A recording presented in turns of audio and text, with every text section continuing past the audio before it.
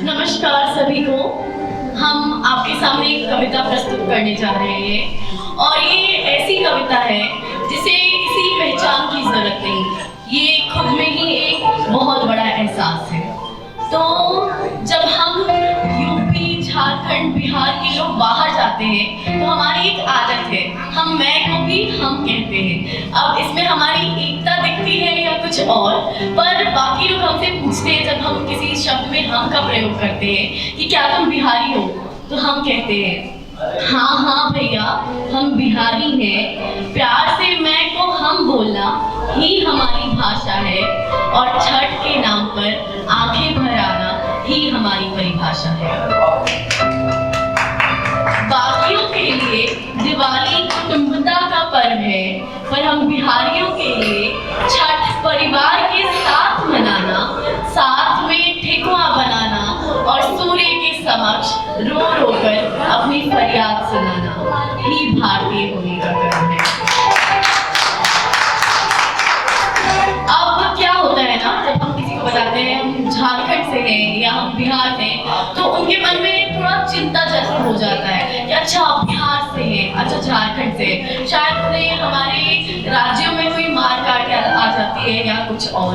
तो इसी को दर्शाते हुए आगे लिखा कि बिहार का नाम सुनकर लोगों को मार काट और अभद्रता याद आती है और हमारी आंखें छठ के दृश्य से ही भर जाती है।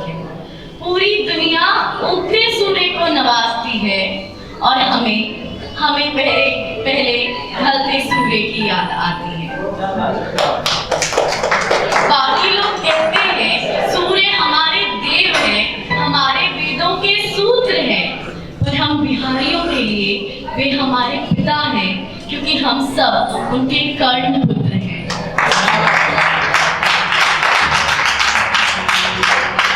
अब क्या होता है ना कि बाकी त्योहार एक दिन दो दिन चलते हैं, पर छठ जो है वो मतलब उसकी तैयारी हम हफ्तों से करते हैं और उन हफ्तों में जितनी यादें हम बनाते हैं ना, वो हमारे दिल में अगले साल तक बसी रहती है।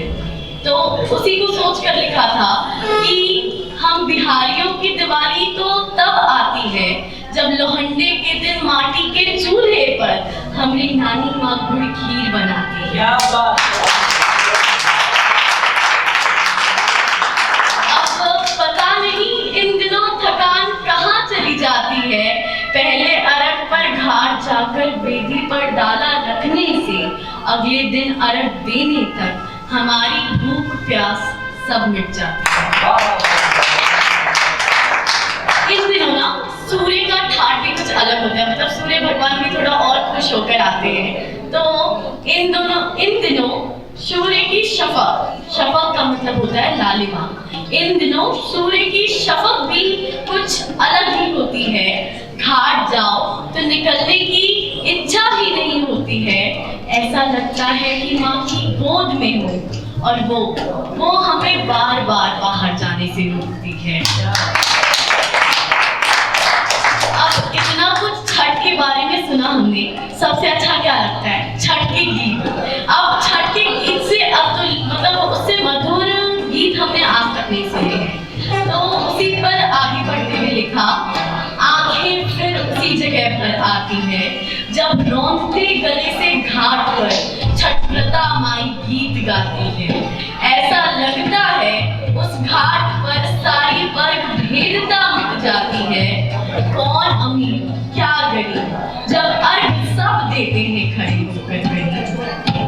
अब ना मैं अपनी कविता की कुछ आखिरी पंक्तियां समर्पित करने जा रही हूँ, जो पूरी कविता का सार है। अगर ये सार आप तक पहुंचे तो मुझे जरूर प्रोत्साहित करें। तो पिछली पंक्तियों को दोहराते हुए, आंखें फिर उसी जगह पर आती है जब रौंदते गले से घाट पर छठव्रता माई गीत गाती है। ऐसा लगता है उस घाट पर सारी वर्ग भेदता मिट जाती है। कौन अमीर क्या गरीब जब अर्घ सब देते हैं खड़े होकर कहीं।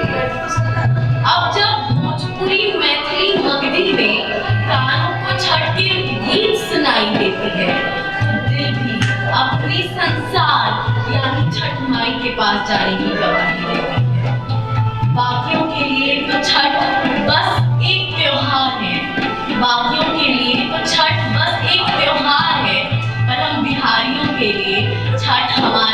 साथ हमारा प्यार है, हमारा